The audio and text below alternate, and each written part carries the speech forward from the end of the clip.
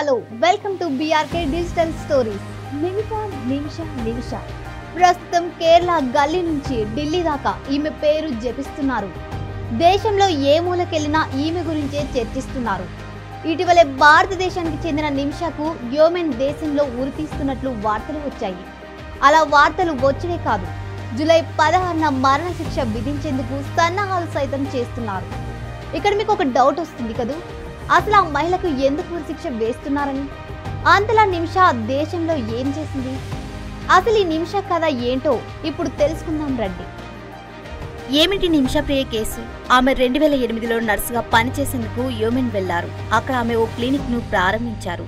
Yemen నిబంధనల ప్రకారం విదేశీయులు స్థానిక భాగస్వామితో వ్యాపారం చేయాలి. ఈ క్రమంలో ఆమె తలాల్ అల్తో మొహదీ అనే యోమెన్ జాతీయుడితో భాగస్వామ్యం కుదుర్చుకున్నారు.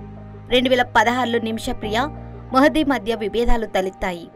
మొహదీ తనను వేధించాడని, తన పాస్పోర్ట్ను స్వాధీనం చేసుకున్నాడని, ఆర్థికంగా దోచుకున్నాడని నిమిషప్రియ ఆరోపించారు.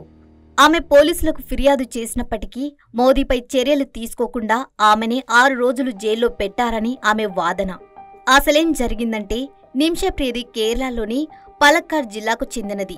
కేరళకు చెందిన నిమిషప్రియ 2011లో నర్సుగా పనిచేసేందుకు తన భర్త, కుమార్తెతో కలిసి యోమెన్కి వెళ్ళింది. ఆ దేశ రాజధాని సనాలో నర్సుగా ఉద్యోగం చేసేది. క్రమంగా వారి కుటుంబానికి ఆర్థిక కష్టాలు వచ్చాయి. దీంతో 2014లో ప్రియా భర్త, కూతురు ఇద్దరు భారత్కు తిరిగి వచ్చారు. అయితే ప్రియా మాత్రం యోమెన్లోనే ఆగిపోయింది. ఇక యోమెన్లో అంతర్యుద్ధం కారణంగా ప్రియా తన భర్త, కూతురితో కలిసింది లేదు. ఇక తన బతుకుదెరువు కోసం యోమెన్లోనే తలాల్ అబ్దో మొహదీ అనే మరో వ్యక్తితో కలిసి ఒక క్లినిక్ ను ప్రారంభించింది. ఇక్కడే అసలైన ట్విస్టు చోటు చేసుకుంది. కొన్ని రోజులు వీరి మధ్య క్లినిక్ బాగానే నడిచినప్పటికీ కొన్ని కారణాల వల్ల ఇద్దరి మధ్య ఘర్షణలు ఏర్పడ్డాయి. దీంతో మొహదీ ఆమె పాస్పోర్టు, డబ్బు లాక్కొని చిత్రహింసలకు గురిచేశాడు. దీంతో 2016లో ఆమె పోలీసులకు కంప్లైంట్ చేసింది. అయినా ఫలితం దక్కకపోవడంతో 2017లో ఓ రోజున తన పాస్పోర్టు తీసుకునేందుకు మొహదీకి మత్తుమందిచ్చింది. దురదృష్టవశాత్తు డోసు ఎక్కువై మొహదీ చనిపోవడంతో అతడి మృతదేహాన్ని వాటర్ ట్యాంక్లో పడేసి సౌదీకి పారిపోయేందుకు ప్రయత్నిస్తూ పోలీసులకు పట్టుబడింది. అనంతరం నిమిషప్రియ హనన్ అనే యోమన్ మహిళా సాయంతో మొహదీ మృతదేహాన్ని ముక్కలు చేసి వాటర్ ట్యాంక్లో పడేసింది. ఆగస్టు 2017లో నిమిషప్రియ అరెస్ట్ అయింది. దీంతో జూలై 16న యోమన్లో ఉరిశిక్ష ఎదుర్కొంటున్న కేరళ నర్సు నిమిషప్రియ పిటిషన్ సుప్రీంకోర్టులో సోమవారం విచారణకు వచ్చింది. ఈ సందర్భంగా హత్య కేసులో మరణశిక్ష ఎదుర్కొంటున్న నిమిషాను కాపాడేందుకు భారత ప్రభుత్వం వద్ద ఉన్న అవకాశాలు అతి తక్కువని కేంద్రం తరపున భారత అటార్నీ జనరల్ సుప్రీం ధర్మాసనానికి నివేదించారు.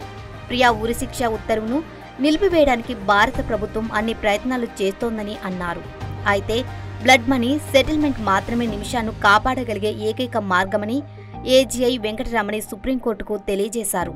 అందుకు కూడా నిమిష కుటుంబం ఒప్పుకుంది.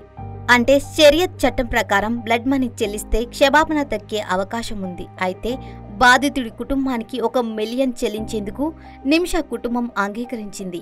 కానీ అవతలి నుంచి ఎలాంటి స్పందన రాలేదు. మరణశిక్ష అమలుకు మరికొన్ని గంటలు మాత్రమే మిగిలిన తరుణంలో నిమిషకు అంతర్జాతీయ మద్దతు కోసం ఆమె కుటుంబ సభ్యులు తీవ్రంగా ప్రయత్నిస్తున్నారు.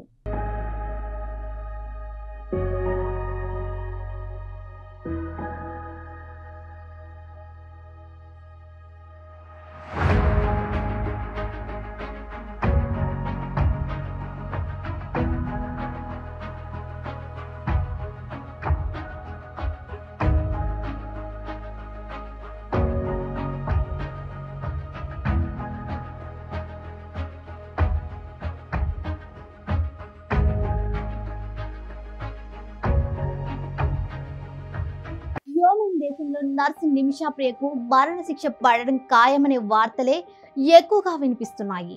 అందుకు కారణం భారత ఉన్నత న్యాయస్థానం చేసిన ఒక ప్రకటనే ఇందుకు బలం చేకూర్చింది. అవును, నిజంగా నిమిషను రక్షించే మార్గాలు నెమ్మదిగా కనుమరుగవుతోంది. ఈ విషయంలో తాము పెద్దగా ఏమీ చేయలేమని సోమవారం ప్రభుత్వం చేతులెత్తేసింది. సుప్రీంకోర్టుకు తెలిపింది. తలాల్ అబ్దో మొహదీ అనే యోమెన్ పౌరుడి హత్య కేసులో ఆమె దోషిగా తేలడంతో జూలై 16న నిమిషాను యోమెన్లో మరణశిక్ష అమలు చేయవచ్చు. ఈ ప్రపంచంలోని 4వ ఆర్థిక దేశంగా ఉన్న భారతదేశం యెమెన్కు ఒక చిన్న వినతి పెడితే చేయదా అని మీకు డౌట్ రావచ్చు. అవును, ప్రపంచంలో ఏ దేశంలోనైనా భారతీయులకు సమస్యలు వస్తే ఖచ్చితంగా భారతదేశం ఆ విషయంలో కలుగజేసుకుని ఆ బాధితుడిని రక్షిస్తుంది. ఇందుకు కారణం ఆయా దేశాల్లో భారతదేశానికి దౌత్యపరమైన సంబంధాలు ఉండటమే. కానీ ప్రభుత్వం భారత్ యెమెన్ల మధ్య దౌత్యపరమైన సంబంధాలు ఏమీ లేవు. దీంతో కేంద్ర ప్రభుత్వం భారత ప్రధాని సైతం ఏం చేయలేని నిస్సహాయ స్థితిలో ఉన్నారు.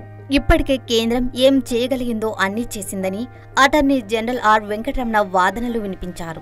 ఈ విషయంలో భారతదేశం ఇంతకు మించి ముందుకు వెళ్లలేదని ప్రభుత్వం ఆ పరిమితికి చేరుకుంది. ప్రభుత్వం పెద్దగా ఏమీ చేయలేదు. యెమెన్ సున్నితత్వాన్ని పరిగణలోకి తీసుకుంటే అది దౌత్యపరంగా గుర్తించబడలేదు. ఇక ఈ బ్లడ్ మనీ కూడా అనుకోకుండా జరిగిన హత్యల కేసులలో ఇది జరుగుతుంది.